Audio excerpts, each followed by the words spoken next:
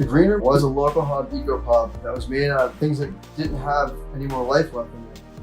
Our entire bar is made out of the same tree. It was headed for the dump, and we really wanted to give it a second chance. There's more history and story in the wood that's in our bar than there is on the streets of Key West. As a bartender, all of these words apply to you. Energetic, extroverted, good conversationalist, detail-oriented, reliable, honest, hardworking team player. These subtle details are important to give good service and to have the right person behind this bar. We plan for success. Make sure you cover these details. Make sure that you give good service and the experience, because atmosphere, cleanliness, and also service is all of the things that matter in a bar. First impressions leave a lasting impression. In fact, first impressions can make or break whether we can turn a first-time visitor into a lifetime customer. We don't sell drinks, we sell an experience. That experience is given by the entertainment, given by the bartender's energy, the crowd's interaction. And remember, that feeding is a reciprocal feeding between the musician, between the DJ, between the crowd, between the bartender. We believe in providing a fun atmosphere, and it's very important to understand that the customers are feeding off of you. We're behind our bar and on a stage just as much as our entertainers on a stage. So to bounce around the music and to sing along with the songs, it's important to have a good time. Customers are gonna feel that, and they're now gonna be having a good time.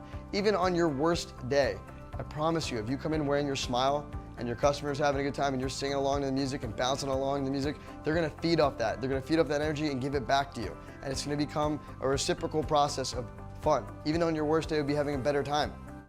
I'm Blake Feldman, and I'm the owner, was the owner of the Green Room. I opened it up with my wife, Kat, and it was our white picket fence American dream. It's mind-blowing. There's nothing municipally and governmentally legal or equitable about this municipality. All of this stuff, all these things that happened the entire time was documented. I don't think they all realize that, which is kind of funny, because what this movie is going to show the truth. I've got film from when I was a little kid, but that's not the story I want to tell you. The story I want to tell you is the one you were a part of, the Green Room family that we all built together. It's a shame that people don't know what's going on and they're just left to make their own assumptions, because normally those assumptions are negative. Everything I had was in the business. If you don't put your skin in the game, believe in what you're doing, no one's going to believe in you. I decided that I was going to do it. No holes, every contingency, nothing could possibly go wrong, so I had a backup for my backup plan. Code enforcement was going to boo-bop his ass. Mr. Feldman, did you spite code compliance? No, sir, I didn't do it in spite of code. I've never seen Blake take a paycheck. So to see Blake have to struggle so much from the landlord, from COVID. People come here for the bars and fun and nightlife. Sometimes not everything is addressed. There's by also code. the public good. Last time I checked, this ain't a dictatorship. This is democracy. They're just arrogant pricks, in my opinion. This is what Kat and I were going to do together, and I'm going to finish it. But to see him work so hard, it's almost heartbreaking. Those of us that stay at the end will stay for the very end.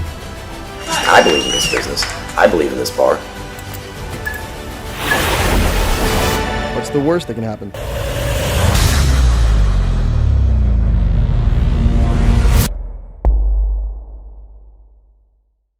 The film was started out to kind of tell the story of two lovers starting their white picket fence dream, the American dream, and it ended up being more of how to kill the American dream, unfortunately, because that's what Key West has done to us. They kind of, chewed us up, spit us out. That film needs funding. The lawyer needs paid. We're going to go to court. There's expenses to go along with this. I hope one day we get the Green Room back.